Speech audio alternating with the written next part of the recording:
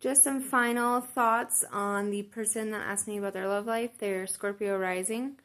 And one of the things that I wanted to point out is that, so Uranus has been transiting Taurus, which is this person's 7th house, right, as a Scorpio rising. If you're reading whole sign, which I am, by the way.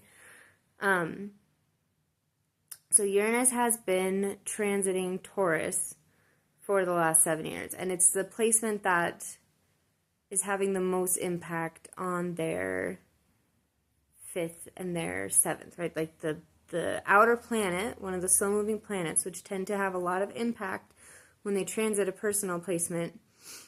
And those tend to be big times in our lives, correlated with big events.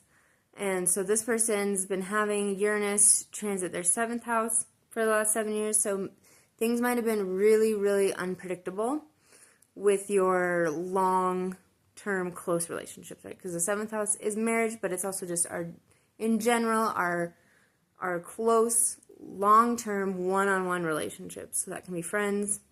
The family is going to be more in the 4th, right? But kind of like the people that we bring into our lives outside of our family, those, for the long term, those tend to be 7th house relationships. So they might have had definitely some like crazy, unpredictable, shocking things that have happened in the last several years with those long-term relationships. Taurus has left Taurus now, for at least for a time. I think it's going to be back in November or something like that for a couple months in Taurus again. It's going to retrograde back. But, oh, now I lost my train of thought. But, no, now Uranus is in Gemini.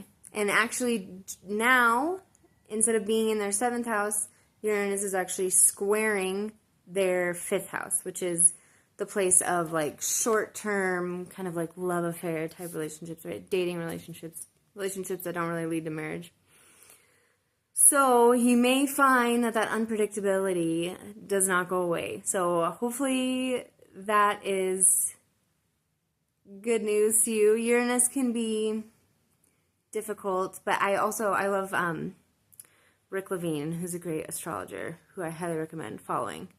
He always calls Uranus the awakener, which is very dramatic, very apt, very appropriate for Uranus, because every time I have a big Uranus transit, it's like I have the biggest revelations of my life. So that's the good news. The bad news is that it can be pretty chaotic.